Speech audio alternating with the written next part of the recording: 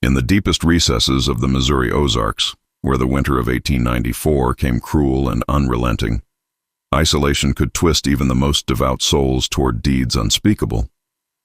Hidden within that wilderness was a place the locals whispered about, a valley known as Pdition Hollow.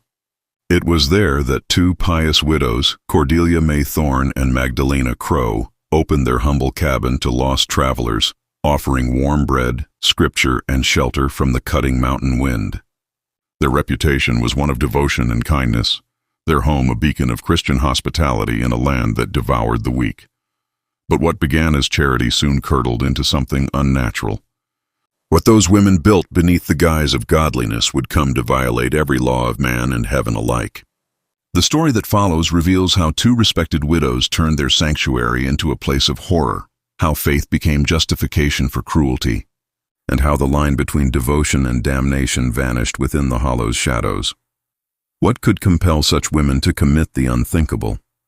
How did they twist Scripture into a creed of control? And what discovery would force hardened investigators to bury the truth in silence for decades?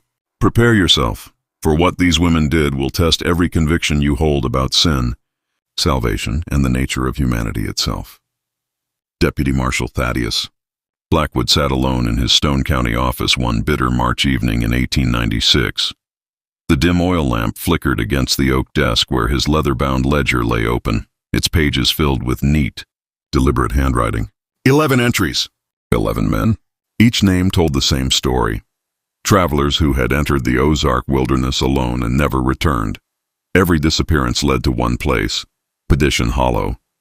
And where most saw coincidence or misfortune, Blackwood's disciplined mind saw pattern and design. His years of military service had taught him to see what others missed, to recognize the quiet hand of purpose behind random loss. Pdition Hollow lay 15 miles southeast of Cedar Ridge, reachable only by a narrow trail that cut through dense timber and crumbling limestone bluffs. Settlers described it as a lonely but peaceful place where two Christian widows lived in quiet service to God.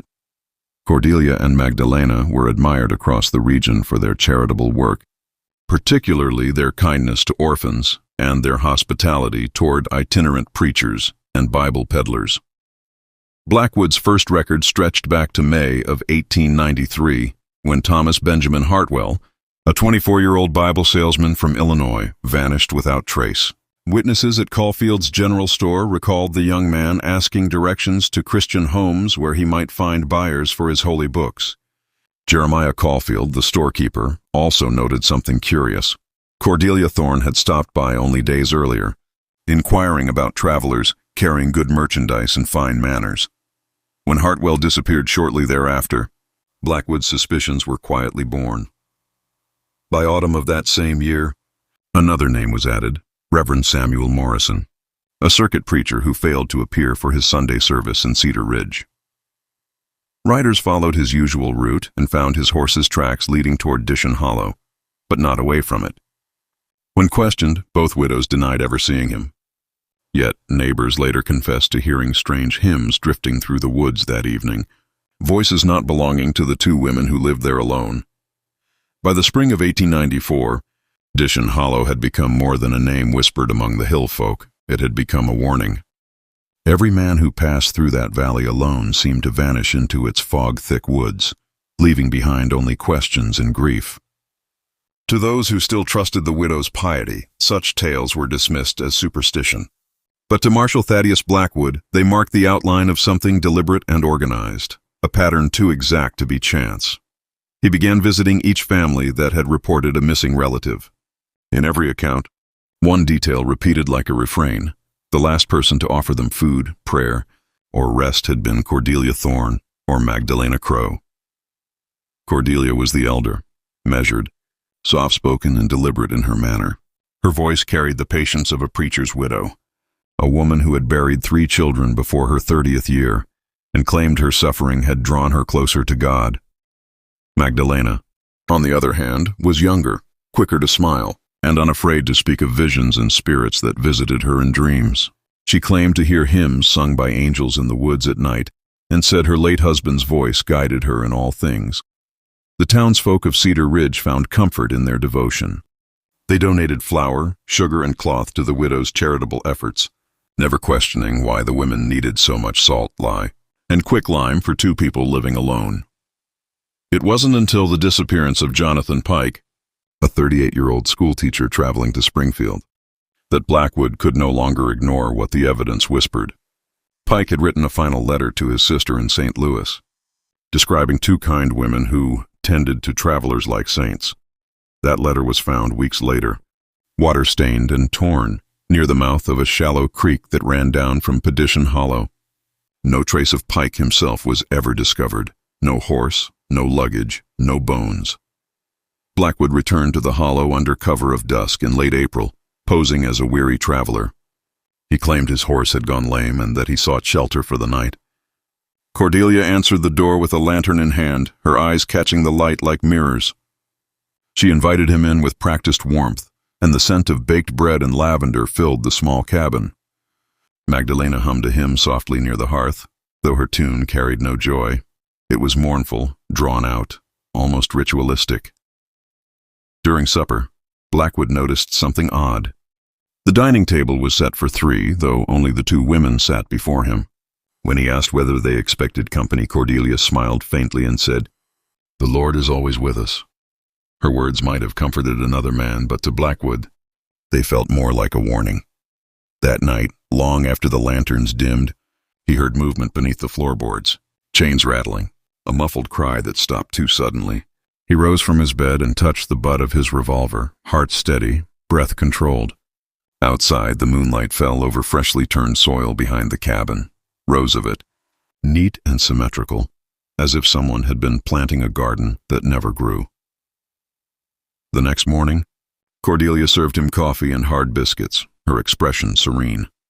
Blackwood thanked her politely, rode back to Cedar Ridge, and began drafting his report. He never filed it. When Marshal Thaddius Blackwood returned to Pdition Hollow in May of 1894, he did not come alone. 2 deputies, Elias Boone and Reuben Clay, rode beside him, each armed with repeating rifles and nerves tight as wire. The air that morning hung thick with dew and dread, the kind that clings to the skin and whispers of graves not yet found. Blackwood had spent weeks studying every missing man report, every piece of correspondence, every rumor. And all of it, every thread, led back to that cabin where 2 widows prayed louder than anyone in Stone County. They arrived at dawn. Smoke curled from the women's chimney. Hymns drifted through the woods again, faint and uneven, as if sung by more than 2 voices. Boone, a church-going man, crossed himself. Clay muttered that the sound didn't come from the cabin at all, but from underneath it. Blackwood dismounted and approached the door. Cordelia answered as though she had been expecting them. Her calmness unsettled him. Behind her, Magdalena knelt beside the fire, stirring something thick in an iron pot that gave off a scent both sweet and foul. "Morning, Marshal," Cordelia said softly. "You've come to break bread or to judge?" "Neither," Blackwood replied. "We've come to ask about the men who passed this way." Cordelia's eyes flickered toward the deputies, then back to him. "Men come and go," she said. "The road takes them as easily as the Lord does." Blackwood stepped inside without invitation. His boots sank slightly against the floorboards. They felt hollow. The marshal nodded toward Boone, who took a lantern and began checking the walls, the hearth, the pantry. Behind a shelf of flour sacks, he found a narrow door, nailed shut.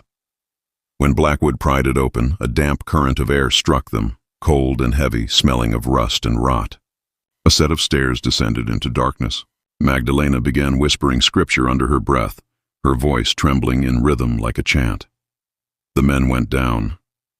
What their lanterns revealed beneath that cabin would be written in no official report. Rows of wooden cots lined the walls, each marked with rope and iron shackles. Torn bits of fabric, men's shirts, bootstraps, fragments of paper, littered the dirt floor. In the far corner, beneath a crude wooden cross, they found a collection of personal items: watches, spectacles, Bibles, pocket knives, all cleaned and arranged with unsettling care. Then came the discovery that silenced the deputies completely. A pit carved into the limestone itself, wide and black, filled halfway with cloudy liquid that smelled of lye. Floating near the surface was a man's hand, pale as wax, with a wedding band still clinging to the finger. Magdalena's voice rose from the stairs behind them, echoing through the chamber. "You mustn't disturb them," she cried. "They sleep in grace now." Boone raised his rifle. Cordelia screamed, not in fear but in fury, and lunged toward the marshal, a carving blade flashing in her hand. The struggle was brief. When it was done, Magdalena collapsed beside her, wailing prayers in tongues no one understood. Blackwood stood among the lantern shadows, staring into that pit, his face like stone. Later, in his report, he wrote only 7 words. What lies beneath was never human mercy. Word of the discovery in Pdition Hollow spread through Stone County like wildfire through dry pine. By nightfall, crowds had gathered along the courthouse steps in Cedar Ridge, desperate to glimpse the 2 widows who had once been the pride of their parish. Yet when the wagons rolled into town, it was only Magdalena Crow who sat beneath the tarred canvas. Cordelia Thorne had not survived the arrest, her wound too deep, her blood soaking the earthen floor of the hollow she had made her altar. Blackwood ordered Magdalena shackled in the old stone jail. He permitted no reporters inside, no clergy, no sympathizers. Still, people lined the streets murmuring prayers and curses in equal measure.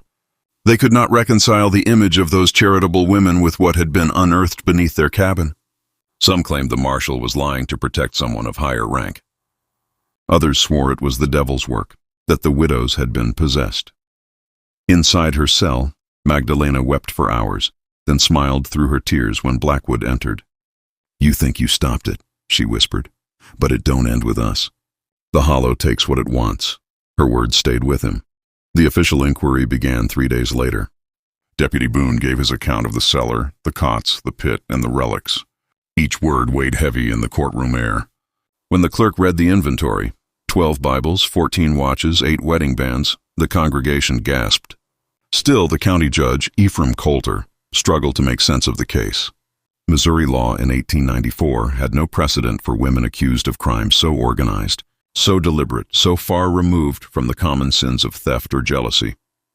During questioning, Magdalena's manner shifted between grief and something near ecstasy. She spoke not of murder but of cleansing. She claimed she and Cordelia had been chosen to purify the weary souls who passed their door. When asked about the pit, she said it was a place of dissolving, so their burdens would not follow them into heaven.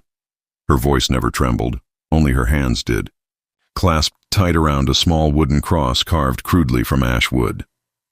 Blackwood requested the remains be buried under state order, but the coroner refused. The bones and fragments were too many to sort, too few to name. They filled 2 wagon crates. For weeks, the stench of lye and earth haunted the town square. Before a full trial could begin, Magdalena fell ill. Some said it was pneumonia.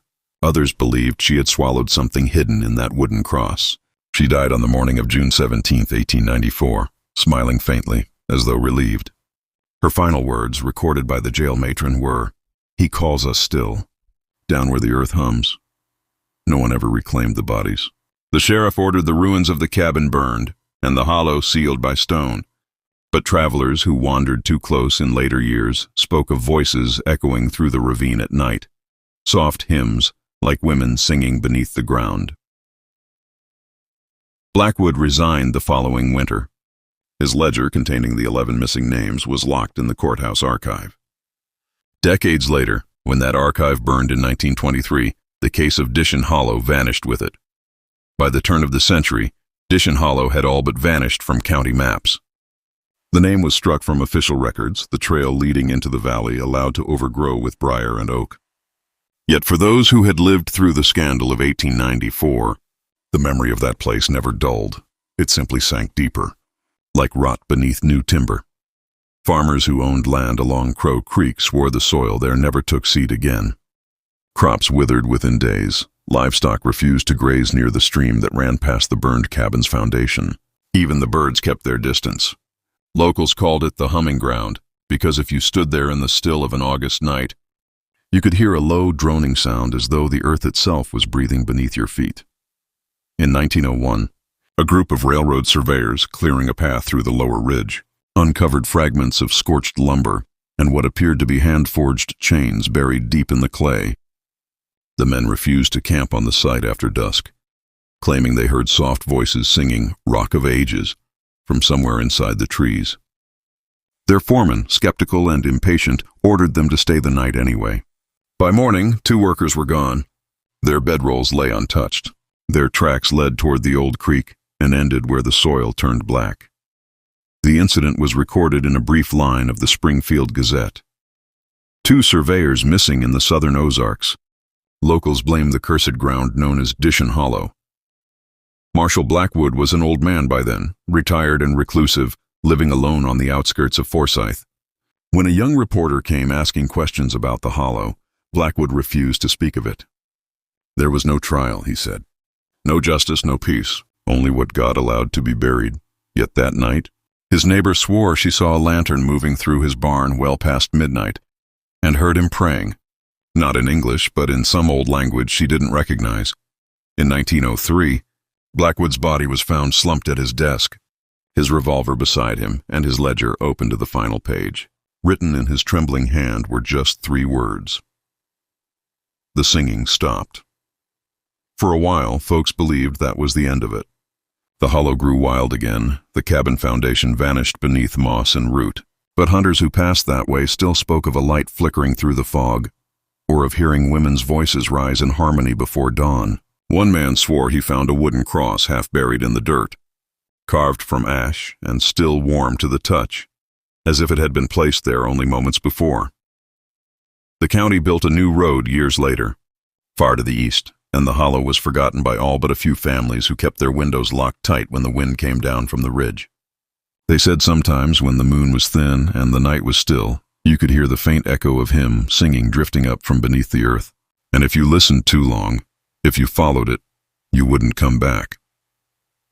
By the summer of 1928, Stone County had changed.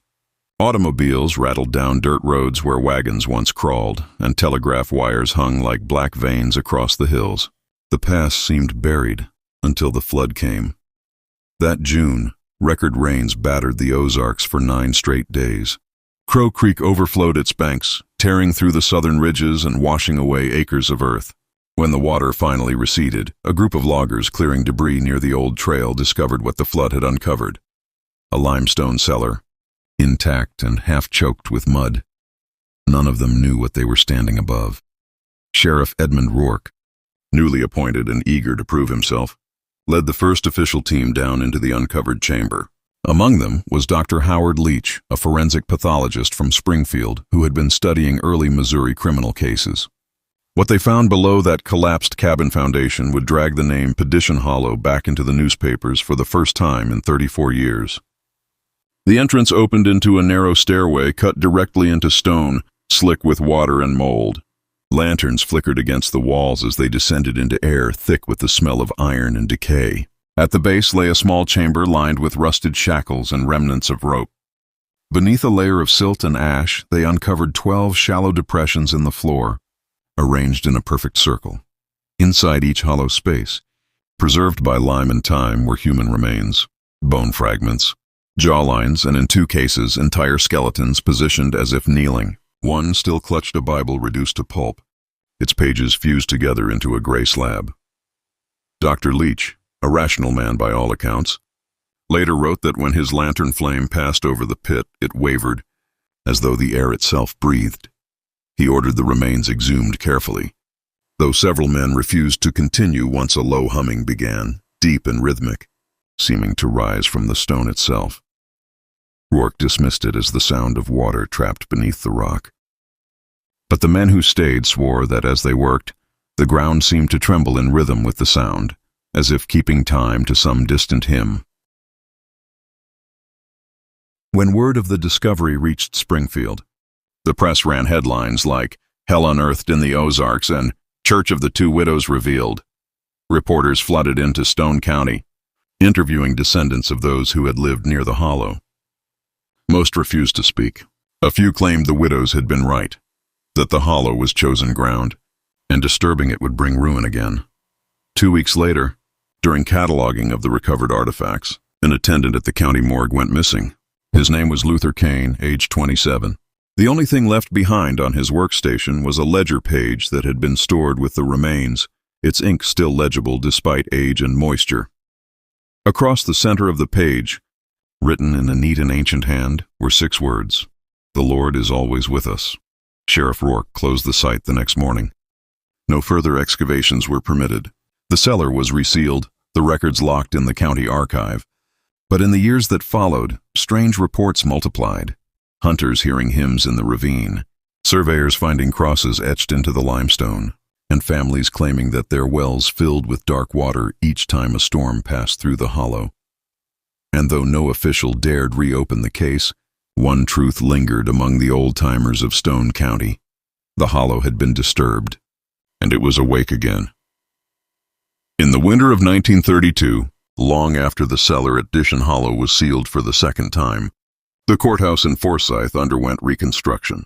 Workers clearing out a collapsed storeroom unearthed a rusted lockbox wedged behind a section of brick. The box was water-damaged, its hinges fused shut with corrosion. Inside were documents thought lost in the 1923 archive fire, among them the personal ledger of Marshal Thaddius Blackwood. The discovery was accidental, but the effect was immediate. Within days, historians, lawmen, and reporters descended upon Forsyth, eager to read the final, unedited account of the hollow that had haunted Stone County for nearly 40 years. The ledger's contents, however, were far from ordinary police records. The first half of the book contained precise entries, dates, names, notes on missing men, their occupations, and the last places they were seen. But after April 1894, the handwriting changed. The steady script turned uneven, frenzied, ink blotted by trembling hands. The language shifted from formal documentation to something closer to confession. One entry, dated May 2, 1894, read, "The widows say the hollow hums because it remembers. The ground beneath their house is hollow not by chance, but by choice. There are passages deeper than any cellar should go." Another, written days later, contained only a single sentence. "She told me he waits below the rock, where mercy drowns." The final pages were nearly illegible, smeared by what appeared to be blood and rainwater, but a few words remained clear enough to decipher. Cordelia sang before she died. It was not fear nor pain, it was joy. She said she could hear the others calling. When the wind moves through the trees, you can still hear them answer. After the ledger's recovery, Sheriff Rourke ordered it stored in the county records office under restricted access. But word spread fast, and soon university researchers from Springfield petitioned for study rights. Among them was Dr. Irene Mallory, a folklorist who had spent years cataloging Ozark ghost stories and religious cults. In a lecture delivered that autumn, Dr. Mallory suggested that the widows of Pdition Hollow may have been part of a syncretic sect, a fusion of Christian and pre-Appalachian ritual beliefs, centered on atonement through dissolution. She proposed that the pit beneath the cabin was both symbolic and literal, a means of purifying the flesh before the soul's passage. But her research was abruptly halted. One evening in November, as she worked late in the courthouse archives, the night guard heard singing echoing from the record room, an old hymn, "There is a fountain filled with blood." When the door was opened, the room was empty. Dr. Mallory was never seen again. The ledger lay open on her desk, turned to its final page. Written there, in the same ink that Blackwood had used nearly 40 years earlier, was a new line that had not been there before. "The hollow remembers who listens." The record was sealed once more, this time by order of the State Historical Board. But the whispers continued, voices in the courthouse basement, the smell of lye after storms, and letters sent anonymously to the local paper, all signed the same way, "Siem to Cordelia May Thorne." By the spring of 1951, the legend of Pdition Hollow had become little more than a fireside tale, something old-timers whispered about when the Ozark fog settled thick enough to blur the tree line. To the younger generation, it was superstition, a cautionary story told to keep children from wandering too far into the woods. But to a small group of men from the Missouri Geological Survey, it was something else entirely, a location of potential mineral value. Officially, the project was logged as a limestone core study for prospective quarry expansion near Cedar Ridge. Unofficially, the crew was drawn by rumor. Word had spread that beneath the overgrown foundation of the burned cabin lay an extensive cave system, sealed, untouched since the 1896 investigation. When State Surveyor Captain Earl Whitcomb read the rediscovered ledgers of Marshal Blackwood, curiosity replaced caution. He obtained written permission to excavate what the county map now labeled as abandoned property. Locals warned him against it. Old Reverend Amos Pike, who had been a child during the trial, begged Whitcomb to leave the site undisturbed, telling him, "That place don't bury things, it keeps them." Whitcomb laughed. "We're geologists, Reverend, not ghost hunters." On June 4th, the team broke ground. Beneath layers of soil and charred debris, they uncovered remnants of the original foundation, blackened stone, warped iron hinges, and a patch of hardened earth marking where the trapdoor once opened into the cellar.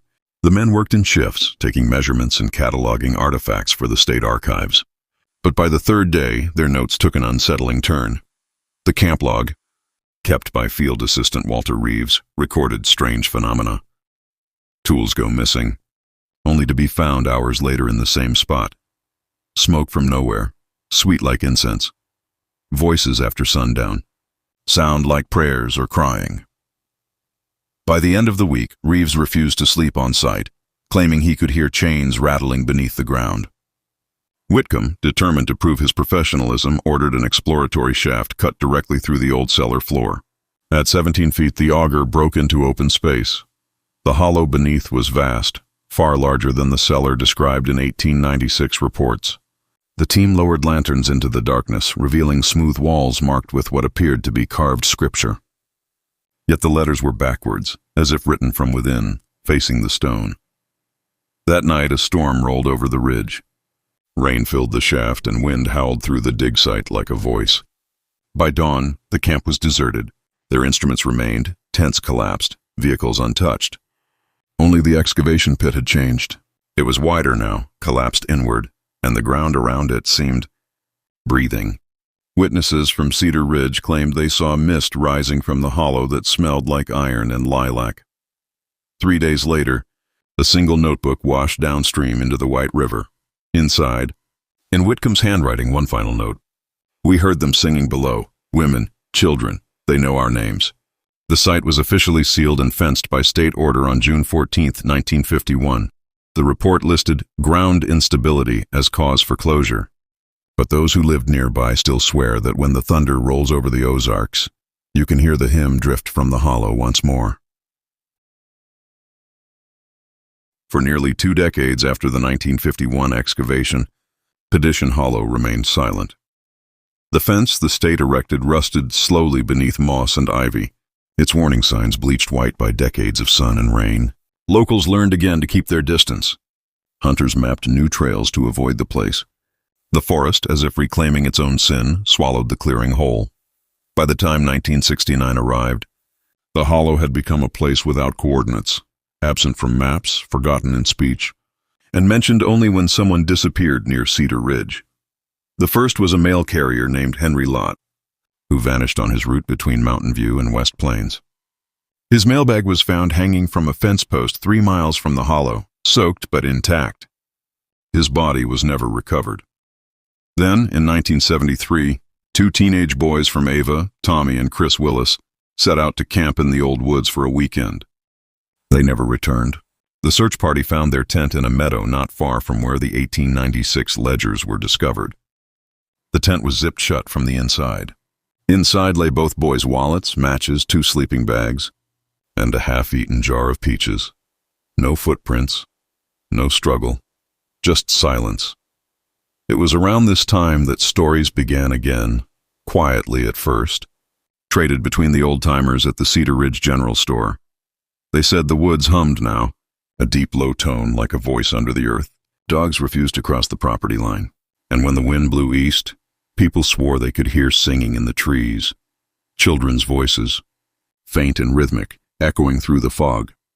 In 1978, local historian Marjorie Kent revisited the Blackwood case for her university thesis. Her paper, Echoes of Iron Hollow, A Cultural Memory of Fear in the Missouri Ozarks, reawakened old wounds.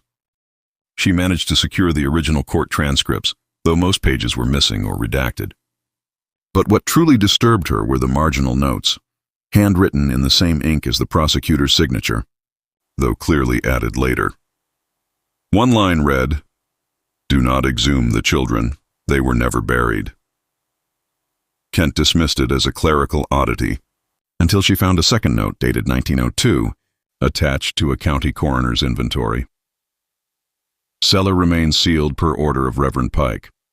Any attempt to reopen will void consecration. Kent never finished her thesis.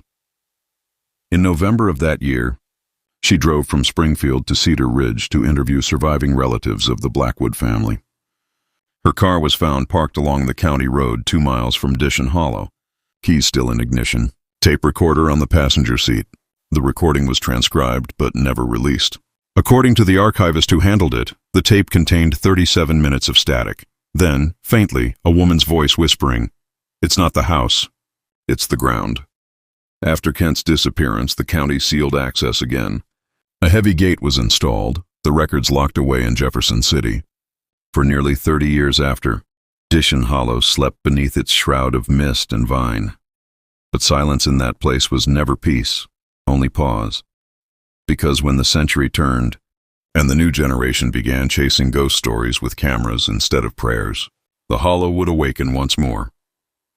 By the early 2000s, Pdition Hollow existed only as a whispered name among locals and a misprinted note on an old Missouri survey map.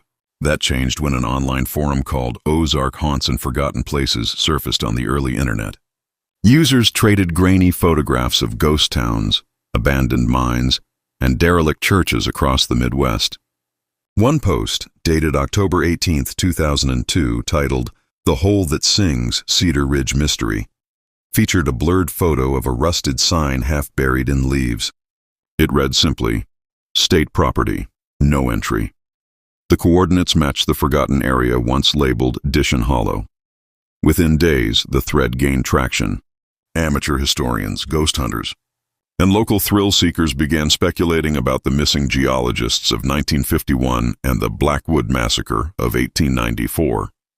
Rumors multiplied, claims of cursed soil, tunnels that rearranged themselves, and recordings that captured voices praying backward. The deeper the thread grew, the more obsessed its followers became. In 2004, 3 university students from Columbia, Liam Hart, Patrick Doyle, and Elena Rhodes, decided to document the site for their media studies project, The Vanishing of Pdition Hollow. Their goal, to locate the old cellar entrance using GPS mapping and compare oral histories with physical evidence. They entered the hollow on May 9, 2004 with 2 cameras, a mini DV recorder, and camping supplies for a single night. They never came back. 2 weeks later, local police found their vehicle abandoned off County Route 12.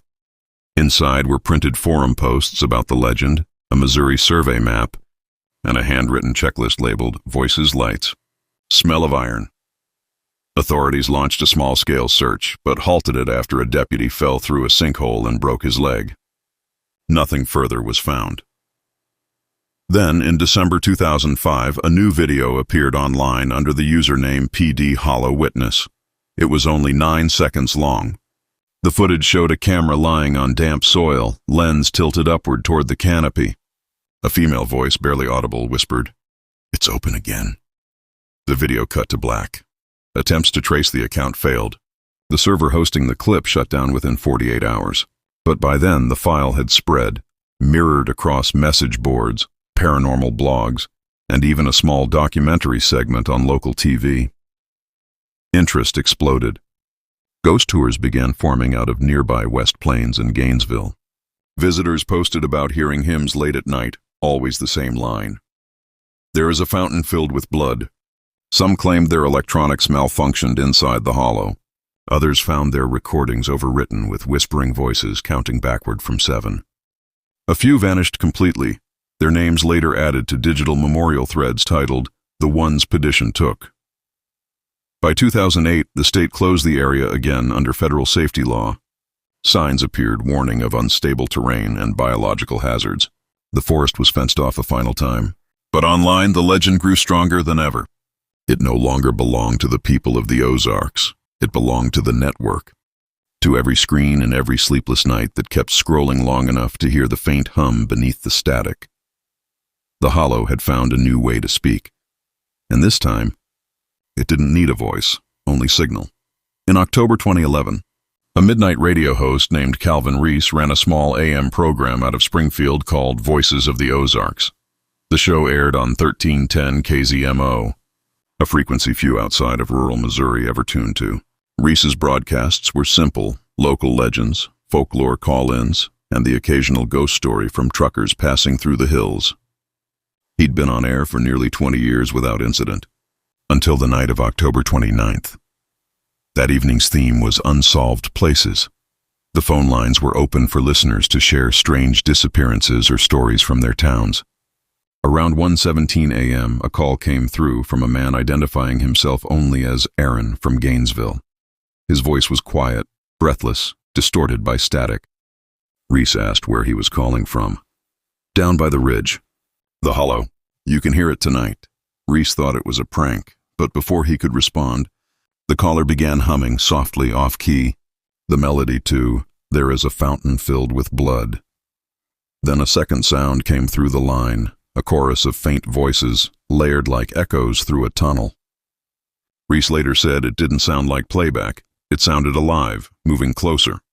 The recording of that broadcast was archived and later studied by sound engineers. What they found defied explanation. The background frequency of the voices oscillated between 19 and 22 hertz, just below the human hearing threshold, a range known to cause nausea, unease, and hallucination. Yet in the static beneath the hum, a distinct phrase emerged. "It's not buried. It's breathing." Reese cut the line. He laughed nervously on air, tried to move on, but within minutes the studio lights flickered and his microphone caught interference. A faint female voice whispered his name, "Calvin," followed by 3 knocks, then silence. He ended the show early that night. The next morning, KZMO's switchboard was flooded with calls from listeners who claimed to have heard something different. Some said they heard children singing. Others swore they heard chains dragging. But the most unsettling report came from a truck driver who was passing through Howell County at the time of the broadcast. He said his radio had tuned itself to 1310 a.m. automatically, though he never touched the dial. 2 days later, police found an abandoned car off County Route 12, near Cedar Ridge. The vehicle's registration was traced to Aaron D. Moffett, 29, of Gainesville. Inside the car was a portable radio still playing white noise. The antenna was wrapped in rusted barbed wire. Reese quit broadcasting 3 weeks later. He never spoke publicly about that night again. But his producer recalled that Reese kept a cassette of the call locked in his desk drawer. On the label, written in red marker, were the words, "Don't play near midnight." When Reese died in 2014, his belongings were auctioned at an estate sale. The tape was never found, but locals say on stormy autumn nights if you turn your radio to 1310 a.m. after 1 a.m., you'll sometimes catch a faint signal. No station ID, no ads, just static and a single, distant hymn fading in and out. And sinners plunged beneath that flood. In 2018, the Missouri State Historical Society launched an initiative called the Archive Recovery Project, an effort to digitize pre-1900 county records before they decayed beyond preservation. Among the boxes retrieved from Howell County was one sealed crate, its label faded and nearly illegible, stamped simply with, "Blackwood, confiscated material, do not release." Inside were documents tied to the 1894 Pdition Hollow case. Court ledgers, property deeds, letters, and photographic plates stored in wax paper. The crate had not been opened in over a century. Archivist Eleanor Finch, 42, was assigned to catalog its contents. Her initial log entries were methodical. Box in stable condition. Heavy odor of mildew and iron. Handwritten ledgers intact. But her tone shifted after the second week. Pages damp again despite humidity control. Ink bleeding as if freshly written. Photographs appear reversed, figures facing the wall. The oldest ledger, labeled Book 3, Confessions, contained 31 pages of testimony from Reverend Amos Pike, taken in late 1896. The first half matched what was already known, his account of the discovery of the cellar, the bones and the hymns carved into the wood, but the final paragraph had been redacted in the original trial records. Here it was fully visible. It read, The women's eyes were open, but they had no reflection. They said their covenant was never with man, nor God, but the earth beneath, the mother of all sin. They named her only once, and I will not write it again. When Finch photographed the page, the text appeared blank in the image. No ink, no impression, as though the words refused reproduction. Still, she persisted. Her notes show an escalating pattern of unease. Sounds in storage vault. Not pipes.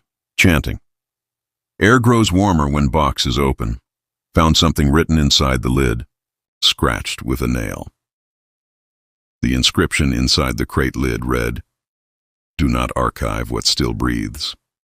On November 2, 2018, Finch sent her final email to the project director, timestamped 3:42 a.m. It contained a single attachment, an audio file labeled Record 1310, WAV. The message body read only, "She's still singing." By the time staff arrived that morning, Finch was gone. Her access badge was found on the floor of the vault near the open crate. The file she sent was corrupted, its waveform frozen in a perfect sine hum at 19 Hz, identical to the radio broadcast frequency from 2011. The project was halted.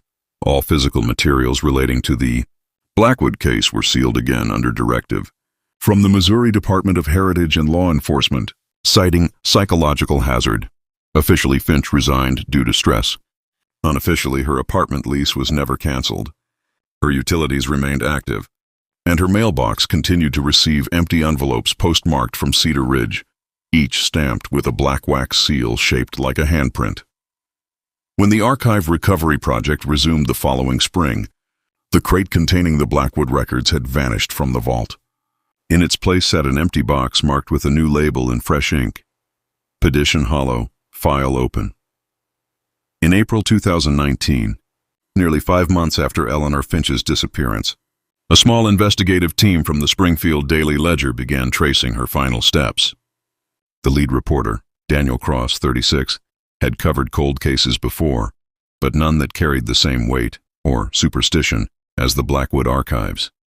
He filed a formal records request to the Missouri Department of Heritage, seeking the missing crate. His request was denied without explanation. 2 days later, he received a plain manila envelope in the mail with no return address. Inside was a printed map fragment labeled Pdition Hollow, Survey Draft 1951, and a handwritten note. She went back to where it started. Bring a light. Cross assembled a small team, his photographer Mara Lee, audio tech Jonas Craig, and a local guide named Rufus Hall, one of the last living descendants of Reverend Amos Pike. On May 10th, they drove out to Cedar Ridge under the pretense of filming a documentary about abandoned Ozark sites. The forest had changed little since the 1970s. Overgrown trails, twisted sycamores, and the same metallic scent of wet earth. The state fencing was still there, though most of it had collapsed beneath decades of rot. Rufus refused to go past the old gate. "You cross that line," he told them, "and it remembers your name." They crossed anyway. Within the hollow, the air was unnaturally still. Birds stopped singing. The ground sank underfoot like something soft beneath the roots. Mara began snapping photos, empty clearings, mounds of stone, what looked like fragments of burned timber. Then her camera malfunctioned. The lens shutter jammed, freezing mid-frame. She swore she heard whispering, not in her ears but in her chest, as if the ground itself was breathing in rhythm with her pulse. Jonas recorded continuously, his boom mic picking up a faint hum that oscillated between 19 and 22 Hz. Later analysis confirmed it matched the same infrasound tone from the 2011 broadcast and Finch's final file. At 3:27 p.m., Cross found what they had been searching for, the remnants of a stone foundation, half buried in mud and vine. A square depression marked where the cellar once stood. He described the moment in his final voice log. "We found it. Smells like iron and flowers, like rust and lilac. There's something written on the stones. Can't read it. Looks backwards." That was the last entry. Their vehicle was discovered 2 days later on the service road, keys in ignition, headlights dead. The camera and recorder were recovered from the back seat. The footage, later leaked online, showed only 19 minutes of usable video. In the final frame, the team stands at the cellar pit, wind rushing around them. A low voice, female, echoing, whispers. The ground keeps what it's given. Then static. Authorities conducted a cursory search, citing hazardous terrain. No bodies were ever found. The investigation was quietly closed under the heading Unresolved, Presumed Fatal. But in Cedar Ridge, locals began hearing the hymn again that summer, drifting faintly through the fog near the ridgeline. Always the same refrain, soft and pleading as if welcoming someone home. And sinners By autumn 2019, the disappearance of Daniel Cross's team drew national attention. News outlets ran sensational headlines.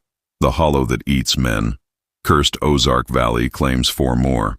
The state responded by sealing the area permanently and marking it as Environmental Hazard Zone 47B. No further exploration was permitted. But behind the scenes at Missouri State University, a historian named Dr. Helen Armitage began privately studying the recovered fragments from the Blackwood archive. She'd known Eleanor Finch personally, had even helped her scan the 1896 ledgers months before the incident. Armitage believed there was something more hidden in the writings, something everyone had missed for over a century. Among Finch's backup microfilm files, she found faint pen impressions invisible to the eye but legible under infrared light. The text appeared to be Reverend Amos Pike's final sermon, written after the trial but never delivered. It was titled, On the Covenant of the Ground. The sermon began conventionally, warnings of sin, pride, and blasphemy. But halfway through, Pike's tone changed. His handwriting grew erratic, frantic. They said they made a pact of blood to keep the land fertile when God turned his face, that the soil would never dry, the womb never close. But the price was their flesh and their lineage. Every 50 years, the ground calls back what it lent. Below the text, a date, June 1894, and then a phrase underlined 3 times. The hollow breathes when remembered. Armitage cross-referenced the timeline. 1894, the massacre. 1951, the geological dig. 2004, the student disappearances. 2019, the journalists. Each incident separated by roughly 50 years or its echo, give or take a generation. The pattern was unmistakable. If Pike was right, the Blackwood Covenant was not a curse in the folkloric sense. It was a transaction. A perpetual offering to something ancient beneath the plateau, something that fed not on worship but on memory itself. The more people spoke its name, wrote about it, or searched for it, the stronger it grew. That revelation terrified her. On November 11, 2019, Armitage delivered a confidential letter to the Historical Society, advising immediate destruction of the remaining Blackwood materials. The letter ended with one sentence written in trembling ink. Silence is the only exorcism. She never returned to her office. Her assistant found her research room emptied, every document, every photograph gone. On her desk sat a single cassette recorder, still running though no one had pressed record. In the background of the tape, faintly, a woman's voice could be heard humming through static. When reversed, the melody matched the old hymn. That winter, strange weather gripped Howell County. Unseasonal warmth, fog rolling in from nowhere, soil soft enough to swallow cattle whole. Locals said the ground had begun breathing again. Those who went near the fence line claimed to see figures standing in the fog, women, pale and watching, moving in rhythm to a sound only they could hear. And when a passing motorist played the radio near the ridge one night, his dashboard tuner spun on its own, stopping at 13:10 a.m. where the static broke just long enough to whisper, "The 50 years are come again." By winter of 2020, Pdition Hollow had vanished from official maps once more. The access roads were sealed under state order, the surrounding acres purchased by a private trust registered under an untraceable name. The government called it land reclamation. Locals called it mercy. Satellite imagery of the site now shows nothing but endless canopy. No clearings, no structures, no trace of the old foundation. But those who live near Cedar Ridge still say the air feels wrong. They speak of nights, when the fog doesn't move with the wind, when it gathers low and pulsing, as if something beneath the roots exhales in rhythm. In March 2020, a storm tore through Howell County, flooding creeks and loosening decades of soil. When the rain stopped, a sinkhole opened near the ridgeline, precisely where Reverend Pike's church once stood. Inside it, rescuers found fragments of timber and iron, blackened by fire. Among them lay an object that should not have existed, a rusted phonograph cylinder, perfectly sealed in wax. The label read, "Blackwood recording, June 18, 1894. Audio specialists attempted restoration at the State Museum. The playback lasted only 4 minutes before the equipment seized, but what it captured remains archived under restricted access." According to the report, the recording begins with faint sobbing, followed by a man's trembling voice. "They said she'd be merciful. They said the ground would only take what was given. But the ground has learned to want." Then a woman's laughter, soft, distant, and joined by many others. Finally, the same hymn, unmistakable, sung by what sounds like a congregation buried beneath the earth. And sinners plunged beneath that flood lose all their guilty stains. The audio ends abruptly with a sharp crack, like a door slamming shut. Within weeks, the state ordered all recovered material sealed under Public Safety Directive 0720. The official explanation cited chemical instability and risk of toxic gas release. But in nearby towns, power lines flickered whenever that storm rolled in again. Radios caught stray whispers around 13:10 a.m. And every few nights, the smell of lilac drifted through the fog, sweet, metallic, familiar. By the year's end, the trust owning the property dissolved quietly, the deed transferred back to county, possession with a handwritten note attached. Do not sell, do not till, do not speak. Today, nothing remains of Pdition Hollow but silence. The last photograph taken from the ridge, before the final fence was raised, shows a smooth field of grass, unbroken and still. Yet, if you listen to the wind on certain evenings, the quiet carries more than air. A vibration low enough to move the bones, steady as a heartbeat. Those who know the story say it's not a haunting, but a warning. That every land remembers what it's fed. That the earth does not forget its bargains. And that one day, when memory stirs again, the hollow will breathe once more. Until then, the silence holds, patient, living, eternal.